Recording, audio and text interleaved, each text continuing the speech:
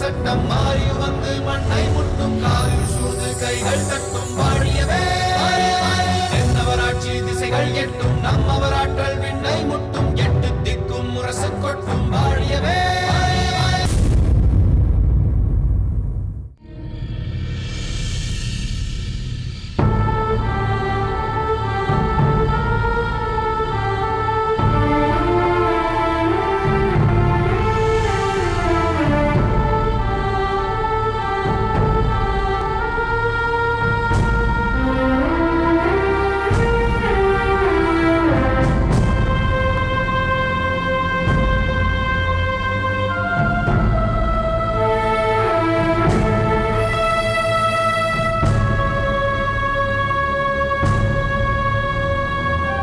கதிர்காமா, வணங்குகிறேன் குருதேவா. இங்கு தனியாக என்ன செய்து கொண்டிருக்கிறாய்? முன்பு போல் பகல் வேளைகளில் கூட விளையாட செல்வதில்லை என்று கேள்விப்பட்டேனே. என்ன செய்வது குருதேவா, நான் முன்பெல்லாம் என்னோடு விளையாட வரும் பிள்ளைகளை கடுமையாக அவமதிப்பேன். ஒரு சிறு காரணத்துக்காக கூட அடித்து துன்புறுத்துவேன். இப்போது அதெல்லாம் தவறு என்று உணர்ந்து விட்டேன் என்றாலும் அவர்கள் என்னோடு வந்து விளையாட அஞ்சுகிறார்கள். தளபதி பார்த்திபரே என் பொருட்டு அமைச்சர் முதலானவர்களிடம் சொல்லி என் சமவயது பிள்ளைகளை என்னோடு விளையாட அனுப்புவதாக கூறினார். ஆனால் என்ன பயன்? அவர்களே சொல்லியும் அந்த பிள்ளைகள் என்னோடு விளையாட வர மறுத்துவிட்டார்கள். கதிர்காமா, உன்னுடைய நேரம் விளையாட்டிலேயே போய்விடக் கூடாது என்பதற்காக அவர்கள் இப்படி செய்கிறார்கள். இது உனக்கு அளிக்கப்பட்ட வாய்ப்பு என்றுதான் நீ நினைக்க வேண்டும். ஆமாம், நான் வரும்பொழுது நீ ஏதோ படித்துக் கொண்டிருந்தாயே. ஆமாம் குருதேவா. அது என்னவென்று நான் பார்க்கலாமா? இந்தாருங்கள்.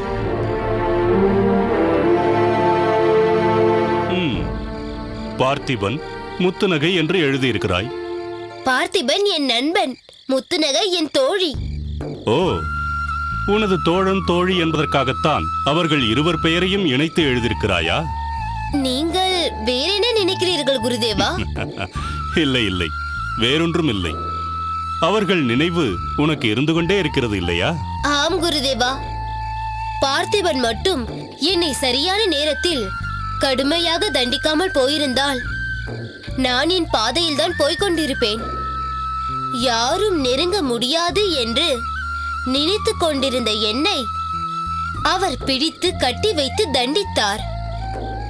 அரண்மனை வீரர்களில் யாரையெல்லாம் நான் அவமானப்படுத்தினேனோ அவர்களை கொண்டே என்னை அவமானப்படுத்தி கை கொட்டி சிரிக்க வைத்தார். அதன் பிறகுதான் நீ நம்மையும் ஒருவர் அடக்க முடியும் என்பதை புரிந்து கொண்டாய் இல்லையா? ஆம் குருதேவா. அவர் என்னை அத்தோடு விட்டிருந்தால் அவர் மீது எனக்கு வஞ்சம் தான் ஏற்பட்டிருக்கும். ஆனால் அவர் என்னை தேடி வந்தார். இதோ இந்த பகுதியில்தான். அவர் என்னை சந்தித்தார். நான் அவரை கண்டு மிரண்டேன். அவர் என்னிடம் அன்போடு பேசினார். அன்று வரை நான் செய்ததெல்லாம் எவ்வளவு பெரிய தவறு என்பதை உணரச் செய்தார். நான் எப்படியெல்லாம் நடந்து கொள்ள வேண்டும் என்று அவர் எனக்கு வழிகாட்டினார். தாங்கள் இப்போது கேட்டது போல் நண்பர்களோடு விளையாடு என்றார்.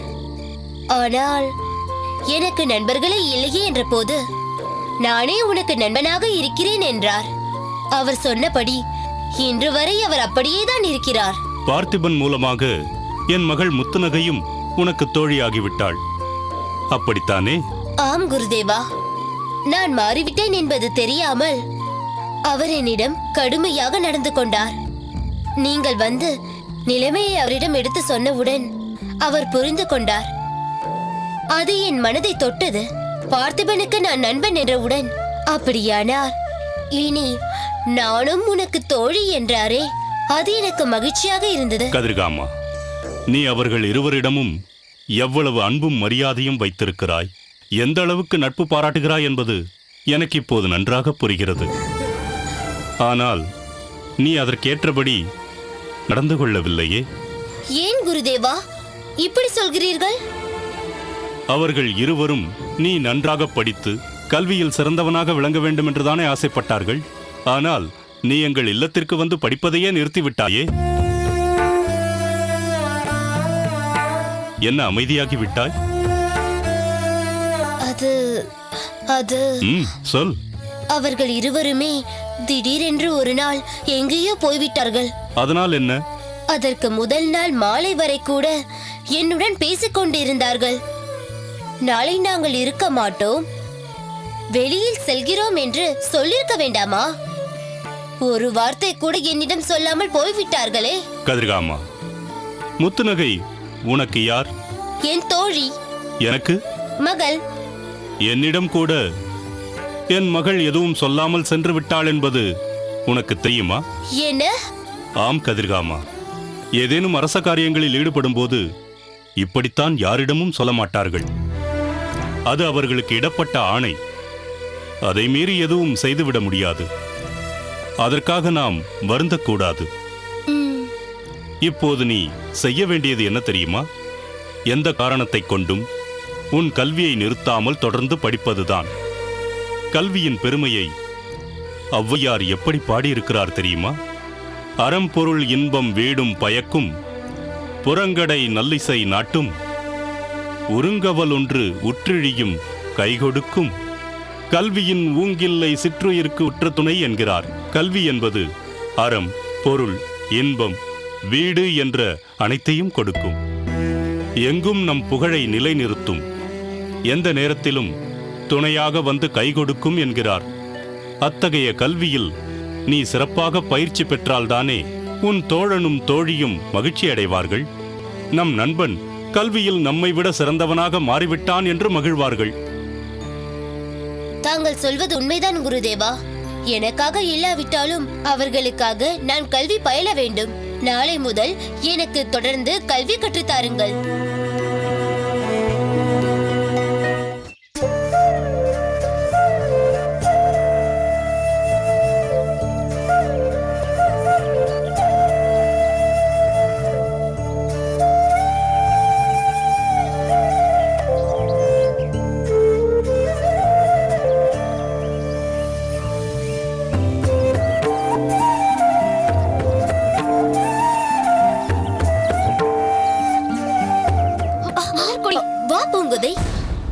ஏன் இப்படி என்னை கூட காண வராமல் முடங்கி கிடக்கிறாய்?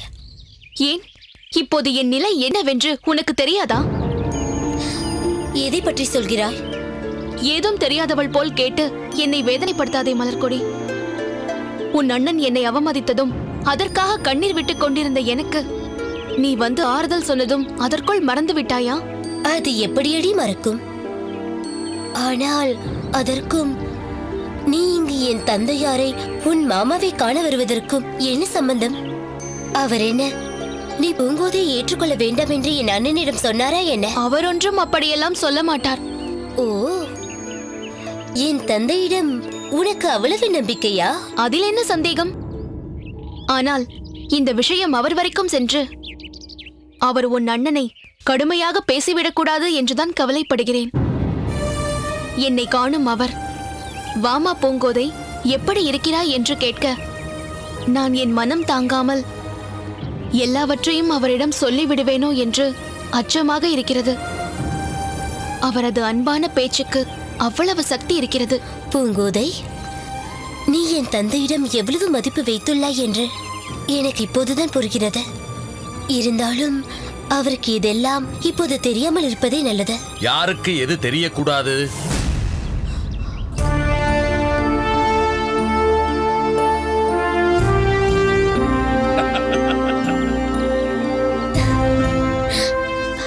அடடா, அதற்குள் வந்து விட்டீர்களே. ஏன்? நேற்று நீங்கள் பூங்கோதை எங்கே பார்த்து வெகு நாட்கள் ஆகிவிட்டது என்று கேட்டீர்கள் அல்லவா? அதற்காக இவளை தேடி கண்டுபிடித்து அழைத்து வந்து எங்கேனும் ஒரு இடத்தில் மறைத்து வைத்துவிட்டு அழைக்கலாம் என்று பார்த்தேன். இங்கே இவள் மறைந்திருப்பது தெரியக்கூடாது என்று நினைத்தேன். ஆனால் நீங்கள் அதற்குள் வந்து விட்டீர்கள். அதற்கென்ன? நீ இந்த இடத்தில் பூங்கோதையை எங்கேயாவது மறைத்து விடு. நான் அங்கும் இங்கும் தேடுவது போல் பாவனை செய்துவிட்டு நேரே அங்கு சென்று பூங்கோதையை கண்டுபிடித்து விடுகிறேன். தந்தையே, வா பூங்கோதை. சரியா?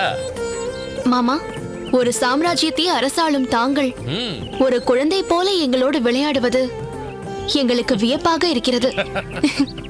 அரச மகுடத்தை சூடுவதால் ஏற்படும் பாரம் இதன் மூலம் தானம்மா சற்று தணிகிறது. குழந்தைகளோடு விளையாடி மகிழத் தெரியாதவன் மனித வடிவத்தில் இருந்தாலும் அவன் ஒரு ஜடம்தான். பூங்கோதை, சொல்லுங்கள் மாமா. உன் தந்தை இல்லத்தில் இருக்கிறாரா? 2-3 நாட்களாக இங்கு அரண்மனைக்கு வரவில்லையே. அங்கேயும் இல்லை மாமா. உன் தாய் தந்தையருக்கு எப்பொழுதாவது வாக்குவாதம் ஏற்படுகிறதா? எப்போதாவது அல்ல மாமா, எப்பொழுதும் நடக்கிறது.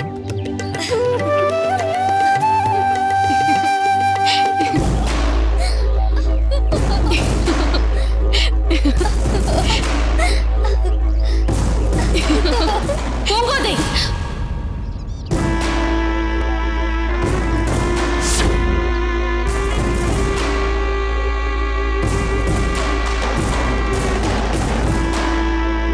என்ன இது?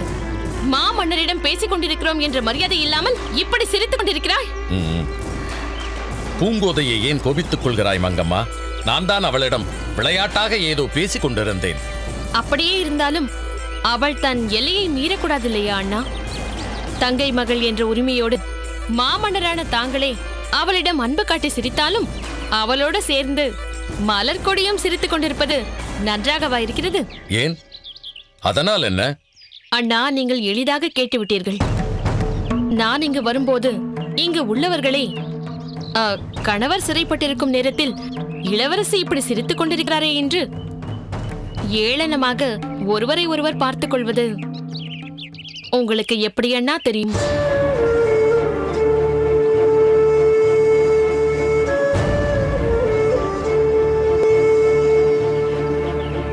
அம்மா, எங்கே வந்தாலும் உங்களால் மலர்கொடியை நோக்கடிக்கும் வகையில் ஏதாவது சொல்லாமல் இருக்க முடியாதா?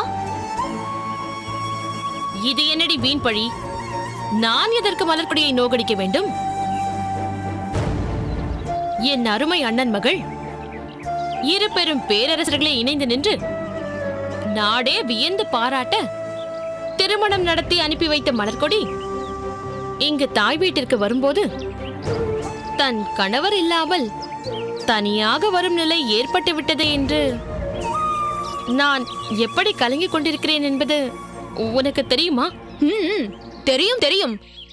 நீங்கள் எதை நினைத்துக் கொண்டு என்ன பேசுகிறீர்கள் என்று எனக்கு நன்றாக தெரியும். பூங்கோதை, நீ இப்படி என் கண் முன்னால் உன் தாயை அவமதித்து பேசுவதை என்னால் பொறுத்துக் கொள்ள முடியாது. மாமா, நீ மலர்கொடியை அடைத்துக் கொண்டு போ. பொறுமையாக பேசிக் கொண்டிருந்து விட்டு நிதானமாக போகலாம். ஆகட்டும் மாமா. மலர்கொடி, வா போகலாம்.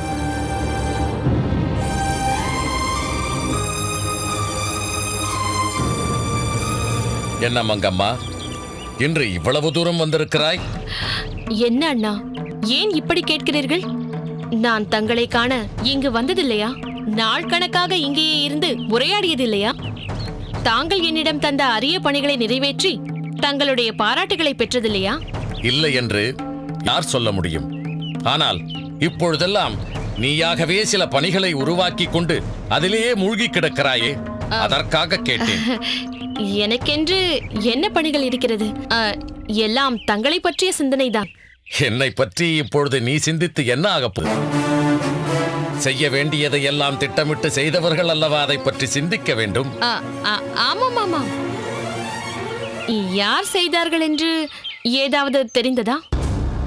அண்ணா, இளம்பழுதியை மீட்பதற்கு ஏதேனும் முயற்சி எடுத்தீர்களா? உனக்கு தெரியாமல் நான் என்னமா செய்துவிடப் போகிறேன்?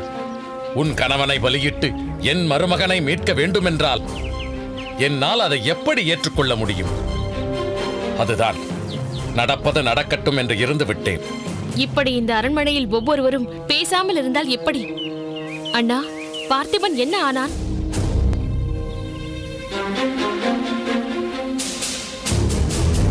அவனை பற்றி மட்டும் பேசாதே மங்கம்மா. அந்த அற்ப புத்தி படைத்தவன் உன்னை அவமதித்து பேசிவிட்டான். என்றோ நீ அவனை அவமதித்தாய் என்பதற்காக இப்பொழுது அபாண்டமாக பழி சுமத்துகிறான். நடந்த செயல்களுக்கு பின்னால் நீ இருக்கிறாய் என்று என் முன்னே நின்று நாக்கூசாமல் பேசுகிறான். அத்தகைய ஆணவ பேச்சை கேட்ட பிறகும் என்னால் பொறுத்துக் கொள்ள முடியுமா? அதன் பிறகு ஒரு கணமாவது அவனை இந்த பூம்புகாரில் வாழ அனுமதிக்கலாமா? அவன் என்னை பழித்திருந்தால் பொறுத்துக் கொண்டிருப்பேன். என் மகனை பழித்துக் கொண்டிருந்தால் ஏற்றுக்கொண்டிருப்பேன். ஆனால் உன்னை இழிவாக பேசி அவனை இனி நீ இந்த பூம்புகாருக்குள்ளேயே வரக்கூடாது என்று விரட்டி துரத்தி விட்டேன்.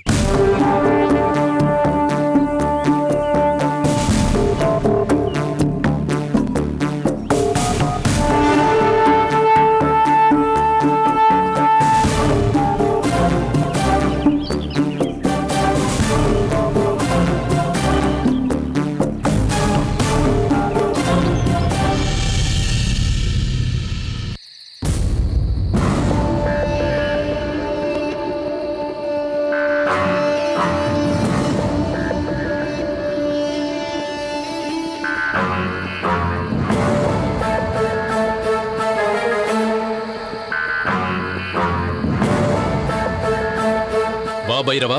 என்னடா இடும்பா, உன் மனதில் என்னதான் நினைத்துக் கொண்டிருக்கிறாய்?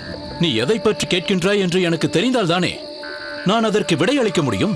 நீதானே என்னிடம் தாமரையை பாண்டிய நாட்டிற்கு அழைத்துச் செல்ல வேண்டும், ஒரு தோணியை ஏற்பாடு செய்து அதை மாட்டு வண்டியில் ஏற்றிக்கொண்டு ஏரிக்கரைக்கு வந்துவிடு என்று சொன்னாய். ஆமாம், அதற்கு பின்னர் நானேதானே உன்னிடம் வந்து தாமரையை நம்ப வைப்பதற்காக நான் அப்படி ஒரு பொய்யை சொன்னேன். ஆனால் நீ ஏரிக்கரைக்கு தோணியை கொண்டு வந்து விடாதே, ஒரு குதிரையில் வந்து எங்களிடம் என்னென்ன மாதிரி சொல் என்று உனக்கு நான் தானே சொல்லித் தந்தேன். நீயும் அதை என்று சரியாகத்தானடா செயல்படுத்தினாய். அதை சரியாகத்தான் செய்தேன், ஆனால் அதற்கு முன்னால் ஒரு தவறு செய்து விட்டேன். என்னடா சொல்கின்றாய்?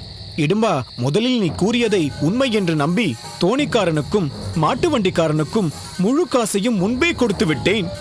இப்போது போய் கேட்டால் அவர்கள் திருப்பி தர மாட்டேன் என்கிறார்கள். அவ்வளவுதானே? காசு என்னடா பெரிய காசு? அந்த காசை நான் உனக்கு தருகிறேன். ஆயிரமாக கூட நாம் காசை சம்பாதிக்கலாம். ஆனால் ஒரு காதலை சம்பாதிப்பது எவ்வளவு கடினமானது தெரியுமா? பைரவா, உனக்கு ஒன்று தெரியுமா? காசு வருமடா, ஆனால் அது நிலையாக நம்மிடம் நிற்காது, நம்மை விட்டு போய்விடும். ஆனால் இந்த காதல் இருக்கின்றதே, காதல், அது நம்மிடம் அவ்வளவு எளிதில் வராது. வந்து விட்டால் அதற்கு பின்னால் அது நம்மை விட்டு போகவே போகாது. உடும்பு பிடியாட்டம் நம் மனதை வந்து கவ்விக்கொள்ளுமடா. காதல் என்றால் என்னவென்றே தெரியாத காட்டுப்பயல் நீ. இதை பற்றி உன்னிடம் பேசுகிறேன் பார். உனக்கு என்னடா தெரியும் அதை பற்றி? அதை பற்றி தெரிந்து கொள்ள வேண்டும் என்ற அவசியம் எனக்கு இல்லை. ஆனால் இன்னும் எத்தனை நாளைக்குத்தான் இப்படியே இருந்து விடலாம் என்று நீ நினைத்துக் கொண்டிருக்கிறாய்? இதற்கெல்லாம் ஒரு முற்றுப்புள்ளி வைக்க வேண்டாமா? பைரவா, என்ன எதற்கு முற்றுப்புள்ளி வைக்க சொல்கின்றாய்? அதுதான் இப்படி அம்மா அப்பாவை விட்டுவிட்டு சொந்த பந்தங்களை மறந்துவிட்டு என் போன்ற சிநேகிதக்காரங்களையும் ஒதுக்கிவிட்டு வேளிர்குடி இளவரசி தாமரையை அழைத்துக் கொண்டு இப்படி ஒவ்வொரு இடமாக அலைந்து திரிந்து கொண்டிருக்கிறாயே, அதற்கு எப்போது முற்றுப்புள்ளி வைக்கப் போகிறாய்? எதற்காகடா நான் தாமரையோடு சுற்றித் திரிவதற்கு முற்றுப்புள்ளி வைக்க வேண்டும்? இந்த மாதிரி சுற்றித் திரிவது எனக்கு சந்தோஷமாகத்தானே இருக்கின்றது. நீ சந்தோஷமாக இருக்கலாம், ஆனால் அந்த வேளிர்குடி இளவரசி தாமரை சந்தோஷமாக இல்லையே. ஏன் சந்தோஷமாக இல்லை? அவளும் சந்தோஷமாகத்தான் இருக்கிறாள். ஒருவேளை அவள் அதை வெளியில் காட்டிக்கொள்ளாமல் இருக்கலாம். இடும்பா, எனக்கு என்னவோ நீ செய்வதெல்லாம் தப்பென்று தோன்றுகிறது.